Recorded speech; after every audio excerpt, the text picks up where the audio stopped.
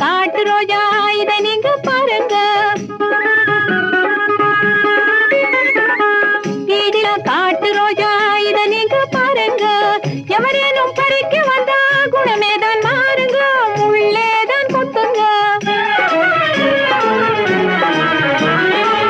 எவரேனும் பறிக்க வந்தா குணமேதான் மாறுங்க, முள்ளேதான் கொத்துங்க.